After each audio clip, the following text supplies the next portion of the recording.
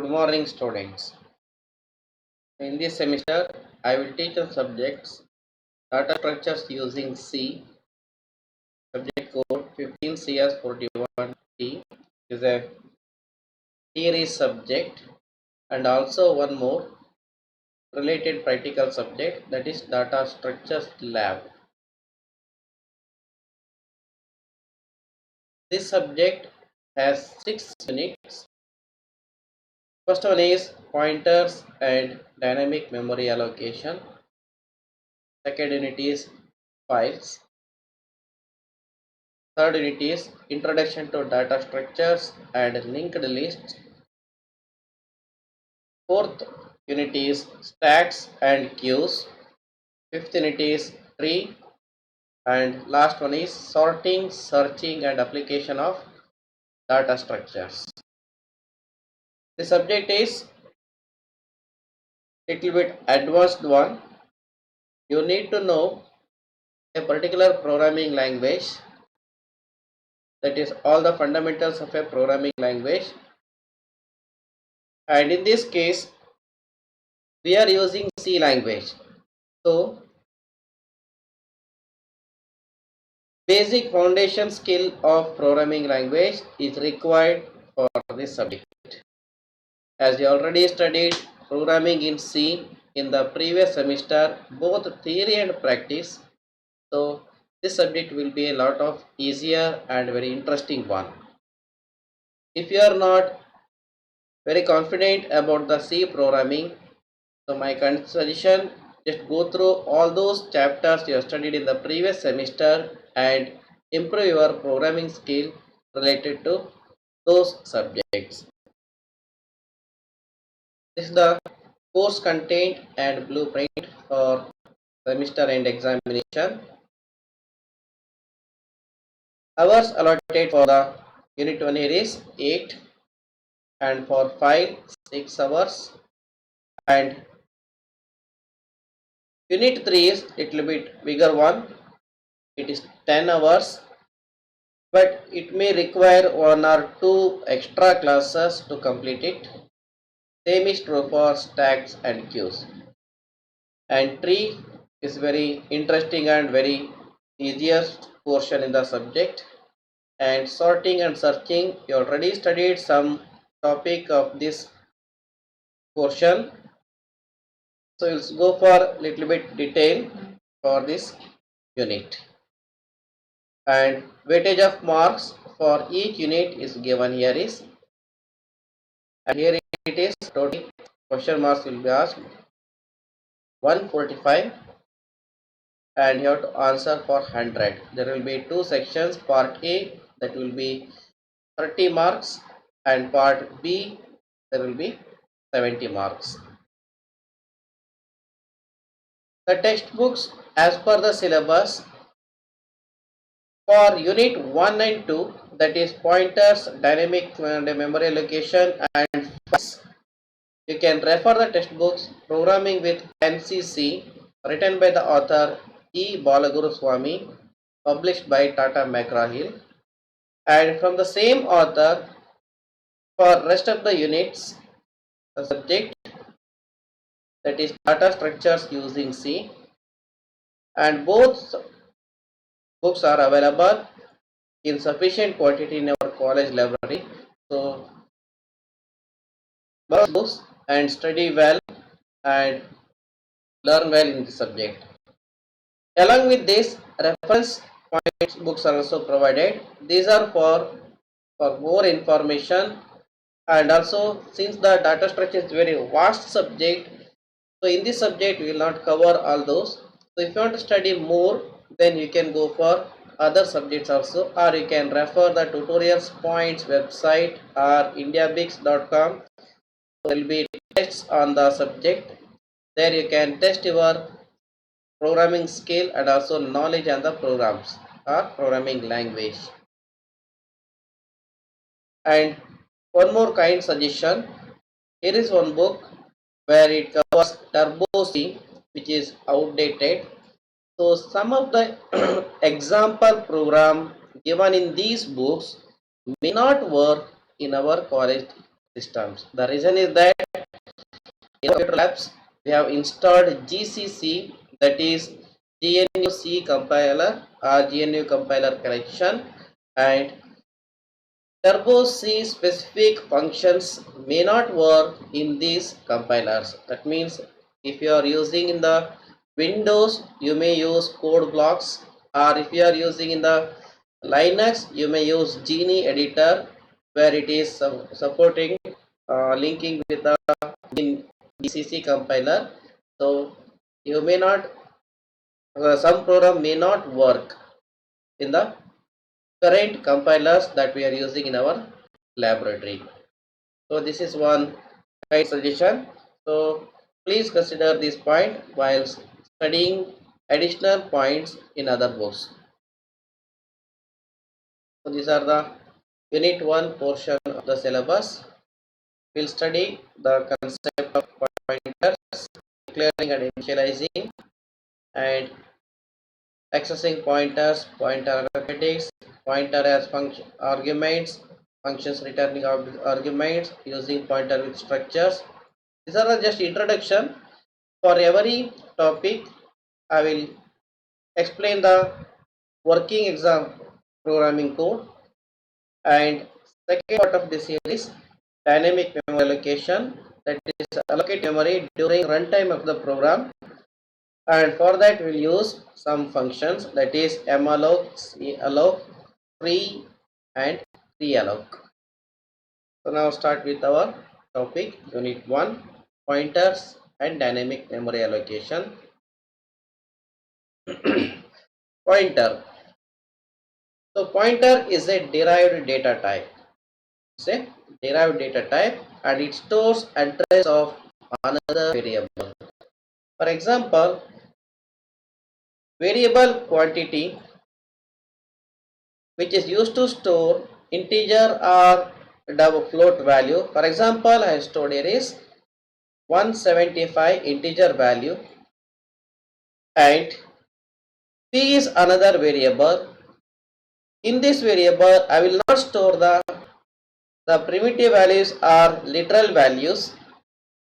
Instead, I will store address of another variable, that is 5000. So you may think, what is address? Address is nothing but index of memory location in computer, that is main storage. For example, here is the address of the memory location for quantity is given as 500. So in a class, all of you are having roll number. So roll number can be used in a class to identify a particular student. So likewise, for application purpose, every home will have an address. So if anybody has to send some information, they will post it. So using the normal post, if the address is correct, it will reach the destination. Likewise, in the computer main storage, every memory location is accessed by a bus, that is group of transmitting bits, and based on the number of connecting wires or connecting lines, the range of address is specified. So for example, here is, if the 5000 is the address which points to this memory location, that represents the memory location which has a notation, that is QTY, then this address is stored in the variable, that is in P. And again, P is another, it's also a variable, it has an address, that is 5008. So address variable here is 5008. It contains address of the variable QTY or quantity, that is 5000. That means the variable is indirectly pointing to this memory location, hence the name pointer. So pointer which points to another memory location. So in general, pointer is a derived data type and it can store address of another variable. So that is, it is pointing another memory location. Let's go for once again another image taken from the net. Each byte of memory location, that is main storage, has an address. Every address has a memory location, and amount of bytes main storage is determined by the number of bits used in address by the processor. processor, not only the processor, along with the operating system also. You might have heard the word Windows and Windows 10 62-bit operating system or 32-bit operating system. And also, if you go through the specification of the recent days mobile phones, smartphones, they also have the processor architecture with 64-bit.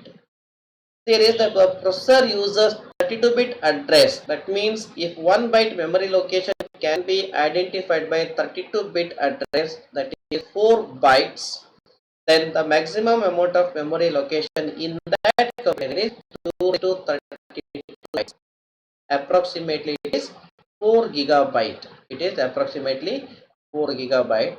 And most modern processors, that means all those computers that is manufactured 5 years back, they are all supporting 64-bit address. So that means the maximum number of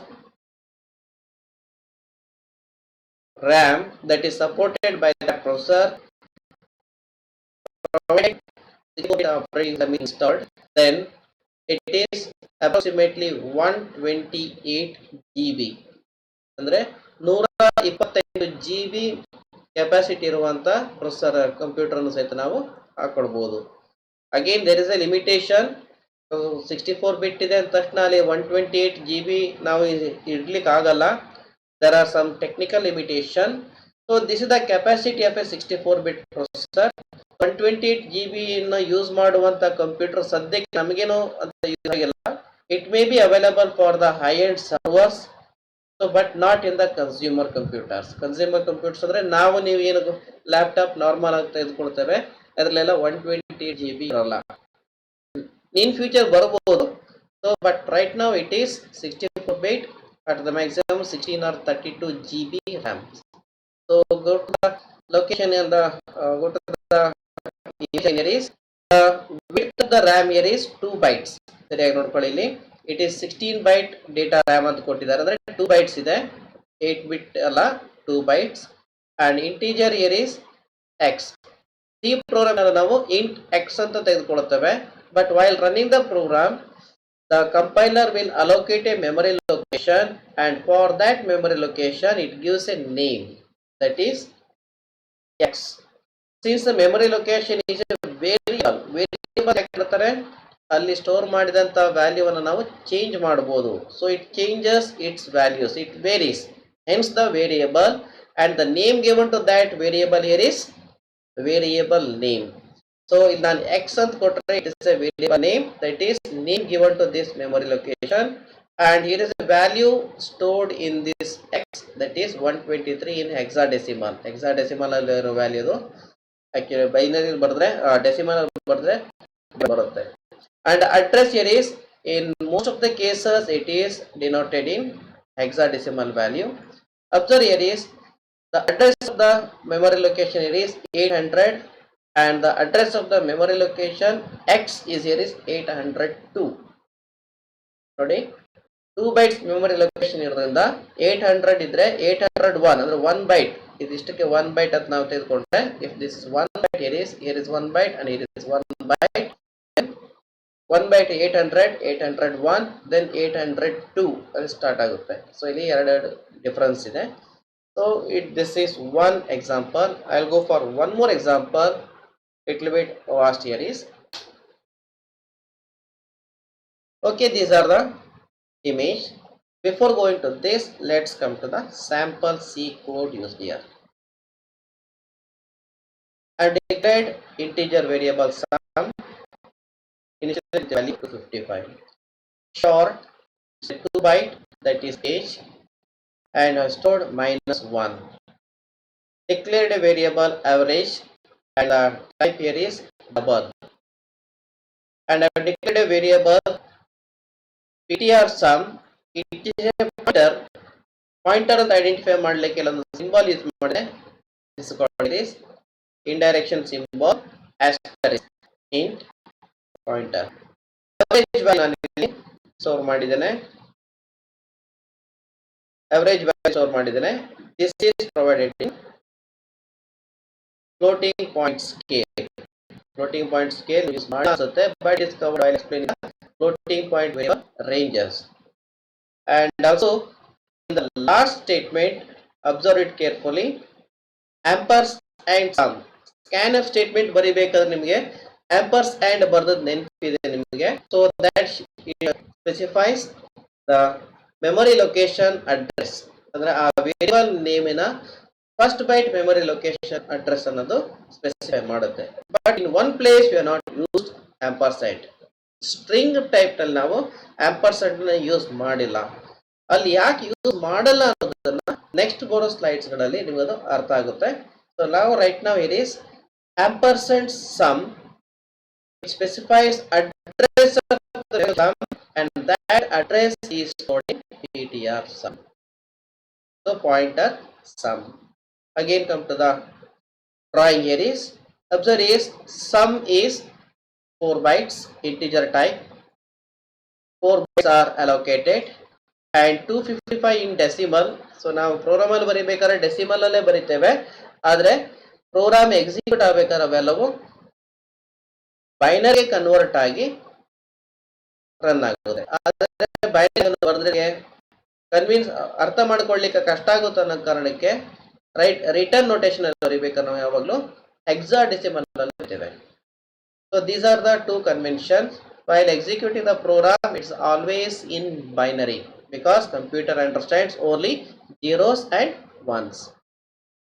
Actually 255 ನಮ್ಲೇಕನ 255 ಅಂದ್ರೆ actually hexadecimal ಅಲ್ಲಿ ಇಷ್ಟೇ ಆಗುತ್ತೆ, ಆದ್ರೆ ಇದು 4 byte memory location ಇದೆ. Most significant bits are filled with 0 and observe it is these are the values. And what's the first byte memory location of the sum here? So this is the first byte memory location and this is called as base address